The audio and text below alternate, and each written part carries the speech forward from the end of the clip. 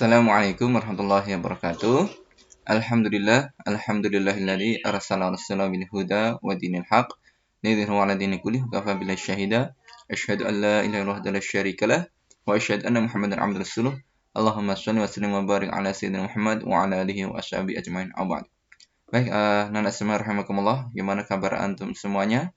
Semoga Allah senantiasa memberikan kesehatan, memberikan kebahagiaan, memberikan ketentraman dalam kehidupan sehari-hari. Salawat dan salam semoga senantiasa tercurahkan kepada Nabi Muhammad SAW dan semua tercurah pula kepada keluarganya, para sahabat, para tabi'in, tabi'in, dan orang-orang yang senantiasa istiqomah dalam Islam. Baik, anak semuanya yang saya cintai, saya banggakan. Kita lanjutkan di bab keempat untuk semester ini ya, semester 1 ini kita cukup sampai bab 4 saja ya. Kaitan dengan strategi dakwah Islam di Indonesia. Nah, untuk saat ini ya, kalian buka di halaman yang ke 79 ya, ke 79 berkaitan dengan perkembangan Islam di Indonesia ya, perkembangan Islam Indonesia. Nah, di sini yang pertama di sini ya, berkaitan dengan perkembangan Islam di Indonesia.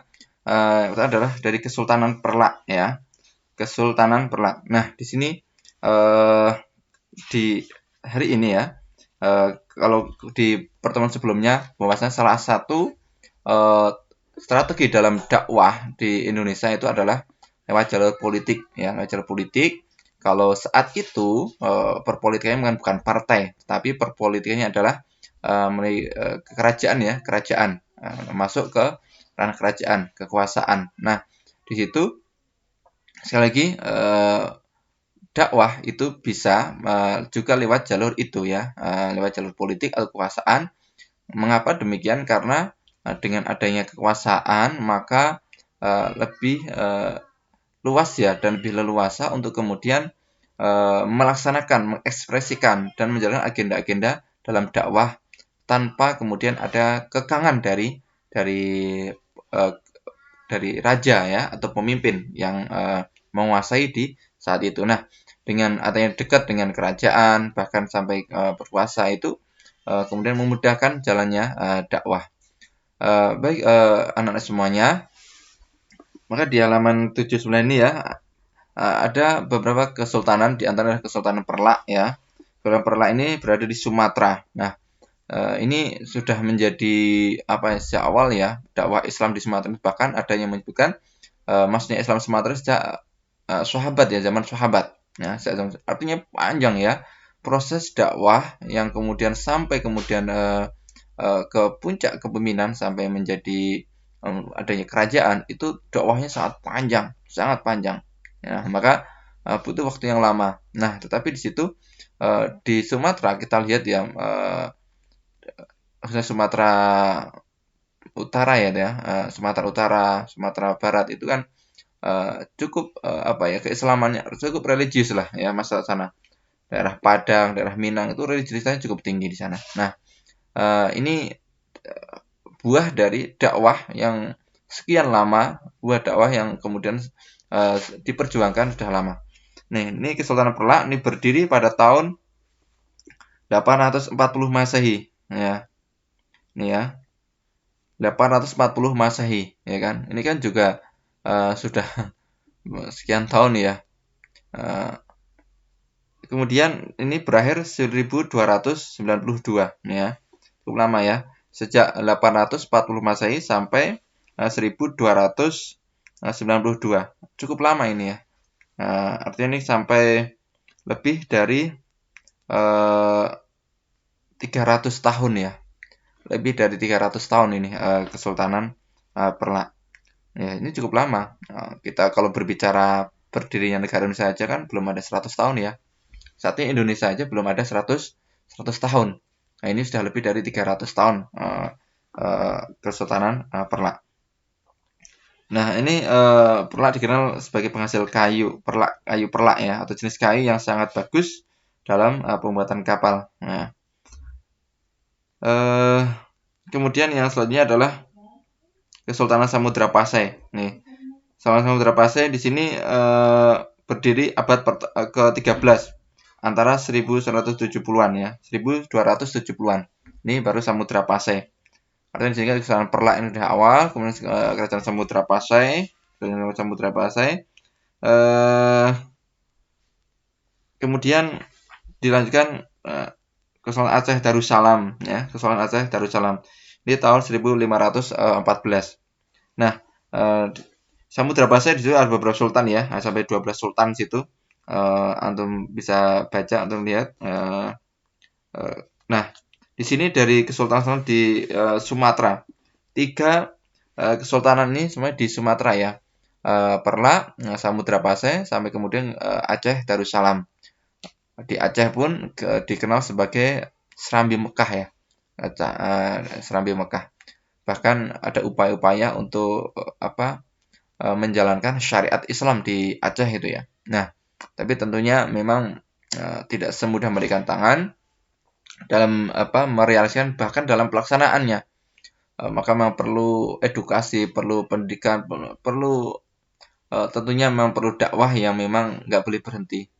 Karena intinya dari benar syarat itu adalah bagaimana seorang muslim itu menjalankan kewajiban-kewajiban dan benar menjauhi larangan-larangan. Karena dengan insya Allah ya, dengan terjauhkan masyarakat kita dari hal-hal yang buruk, hal-hal yang tidak baik, kemudian juga masyarakat kita, masyarakat yang senang dengan hal-hal kebaikan, apa yang dari Allah, insya Allah Allah akan menurunkan keberkahan ya, menurunkan keberkahan dari langit dan dari bumi. Nah ini yang insya Allah akan diraih, akan didapatkan. Nah ini kan tentunya dengan dakwah ya, bagaimana mendakwai diri, keluarga, sampai kemudian masyarakat itu ya, masyarakat. Sampai kemudian bahwasanya Islam itu bisa kemudian diamalkan oleh seluruh masyarakat yang ada di negara kita ini. Nah, kemudian dilanjutkan perkembangan Islam di Jawa ya.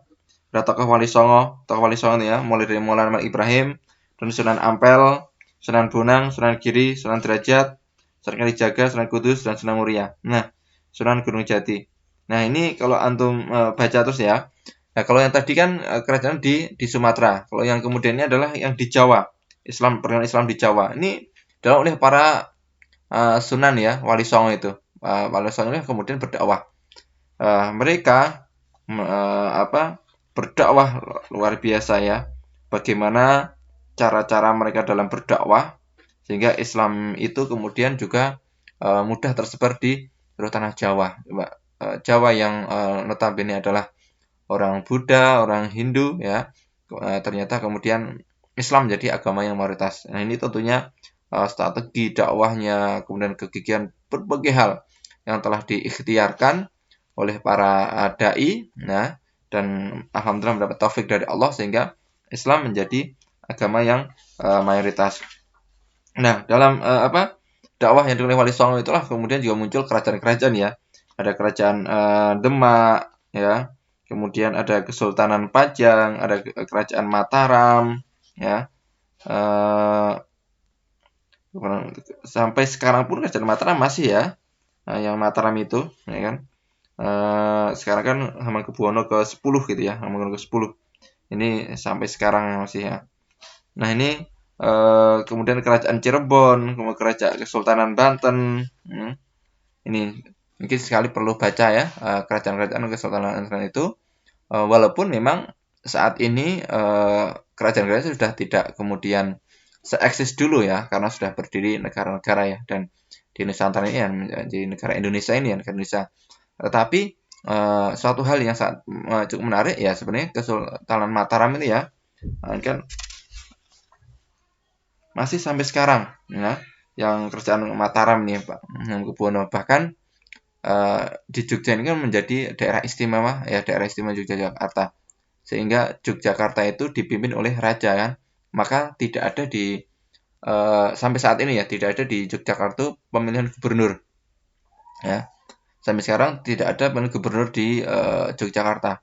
Kalau pemilihan bupati ada ya, pemilihan bupati ada, tapi gubernur nggak ada, tapi langsung dipimpin oleh raja ya, Sultan Hamengkubuwono itu ya. Makanya ini menjadi hal yang cukup menarik ya. Artinya dakwah lewat kerajaan ternyata gitu. Walaupun mungkin ada tanya, oh tapi begitu ya keislaman di kerajaan ya memang dakwah demikian. Artinya kan proses untuk memahami Islam itu ya tetap terus apa digerakkan terus ditingkatkan ya. Nah, kemudian juga perubahan Islam di Sulawesi ya, perubahan Islam di Sulawesi, kemudian perubahan Islam di Kalimantan ya. Sulawesi juga luar biasa ya. Ada beberapa kesultanan di Sulawesi ya. Di Sulawesi, kemudian juga di Kalimantan, di Maluku sampai Irian Jaya, bahkan juga ada perubahan Islam di Nusantara. Nah, kalau kemudian ini ada ya, dari Kalimantan ya. Kalimantan itu kan juga Islamannya kuat ya di Kalimantan itu. Nah, Sulawesi juga kuat ya. Sulawesi, Makassar itu kuat ya. Artinya di luar Jawa yang masuk ke sana. Tadi diawali di Sumatera, kemudian Jawa, dan Sulawesi, Kalimantan, insya Allah. Ini dakwah terus berlanjut ya, dakwah ini.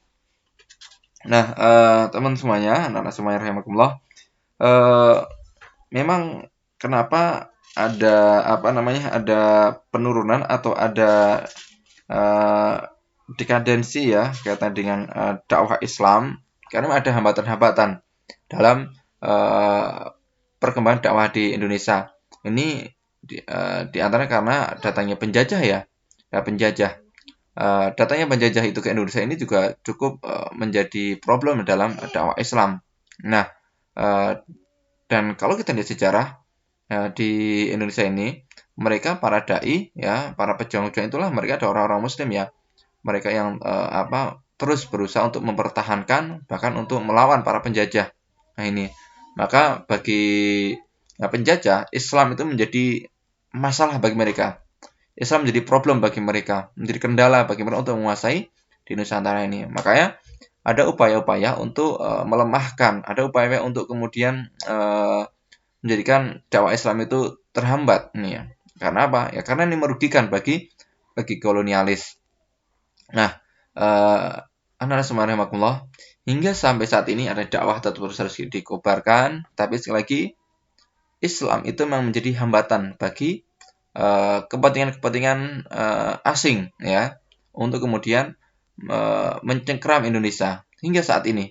Ya, kepentingan asing entah itu yang bernotabene kapitalis ataupun sosialis ya atau isme-isme lain yang Islam itu ketika ingin mencengkeram Indonesia yang menjadi masalah adalah Islam. Maka Islam akan kemudian bagaimana diadu domba, diobok-obok, bagaimana Islam itu bermasalah gitu ya. Ada fitnah dan segala macamnya. Karena menjadi hambatan. Maka coba kita perlu belajar dari sejarah ya. Kemudian juga kita melihat realitas yang ada saat ini. Yang perlu kita adalah kesadaran kita sebagai orang Muslim ya. Apa yang menjadi kewajiban kita dan apa yang kita perjuangkan. Kemudian kita juga harus cerdik ya, harus pandai bagaimana menyikapi orang-orang yang tidak suka dengan Islam. Ya. Bagaimana menyikapi orang-orang yang kemudian ingin sebenarnya menguasai Indonesia ini ya. Menguasai ini dalam tanda petik yaitu menjauhkan dari nilai-nilai keislaman, bahkan menjauhkan dari nilai-nilai timur ini ya. Ada mungkin eksploitasi ya, eksploitasi untuk kepentingan di luar Indonesia sendiri. Nah, ini kan suatu hal yang harus tetap diwaspadai. Baik, anak semuanya rahimakumullah, kita lanjutkan nanti semoga ya kita lagi bisa ketemu luring. Ini udah di akhir-akhir, bahkan kelas 12 yang putar sudah sampai sini semuanya. Tinggal 12 yang akhwat insyaallah pekan yang akan datang hari Ahad. Ini yang kami sampaikan di hari ini. Semoga antum semuanya sehat walafiat. Wassalamualaikum warahmatullahi wabarakatuh.